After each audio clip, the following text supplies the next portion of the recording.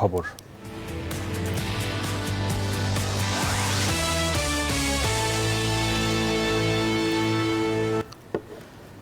চট্টগ্রামে ৩ উদ্যোক্তার চেষ্টায় সুপারি গাছের খোল দিয়ে তৈরি হচ্ছে প্লেট, বাটি, চামচ, ট্রে সহ ১৯ ধরনের বাহারি তৈজসপত্র। পরিবেশ বান্ধব এবং স্বাস্থ্যকর হওয়ায় বাজারে অন্যান্য প্লেটের তুলনায় এগুলোর চাহিদাও বেশি। সুপারি গাছের খোল গ্রামে খুবই সহজলভ্য হওয়ায় এর মাধ্যমে বেশি লাভবান হওয়া সম্ভব বলে জানিয়েছেন উদ্যোক্তারা।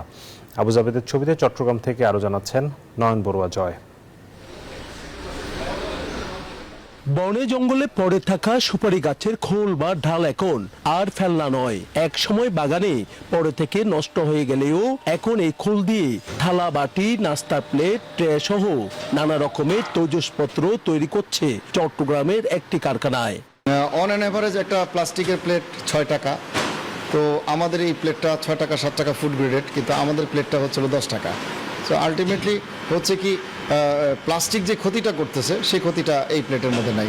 এই প্লেটটা পরিবেশ বান্ধব, কেমিক্যাল ফ্রি। বিশ্বজুড়ে ক্রমে বাড়ছে পরিবেশ বান্ধব এসব পণ্যের চাহিদা। তাই উদ্যোক্তাদের আগ্রহ বেড়েছে এসব পণ্য তৈরির, বাড়ছে কর্মসংস্থানও। পাতাটা মেশিনে দিলে বের হওয়ার পরে অনেক ভালো লাগে, সুন্দর লাগে দেখতে। এটা নিজের থেকে বের হয়, এটা টাইম অনুযায়ী। আমার অনেক ভালো লাগতেছে এখানে কাজ করে, ভালো অনেক এখানে পরিবেশ সুন্দর, বা এটা আমার রান্না আনতেছে ভালো লাগতেছে দেখতে, বা বানিয়ে দিচ্ছে আমার খুব ভালো লাগতেছে। দেখলে বোঝা মুশকিল হবে এই প্লেটগুলো কি দিয়ে তৈরি হচ্ছে।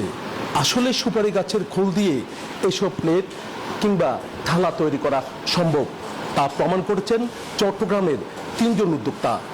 উৎপাদন বাড়াতে দেশ জুড়ে বেশি বেশি সুপারি গাছ রোপণের আহ্বান উদ্যোক্তাদের। অপার সম্ভাবনা বাংলাদেশের এই রপ্তানি মুখোশ শিল্পে ঢোকার, অর্থাৎ এটা বিদেশ থেকে এই পর্যন্ত আমাদের দেশে, আমাদের কাছে বিশেষ করে প্রায় ৮-১০ থেকে চাহিদা আসছে। আমরা ওই চাহিদা মেটানোর সক্ষমতা নিয়েই আমাদের যাত্রা শুরু করেছে এখন। সরকারিভাবে সহায়তা পেলে বাংলাদেশে তৈরি এই টেকসই পণ্যের তালিকা আরও বাড়বে মনে করছেন সংশ্লিষ্টরা। নয়ন বড়ুয়া জয়, নিউজ 24।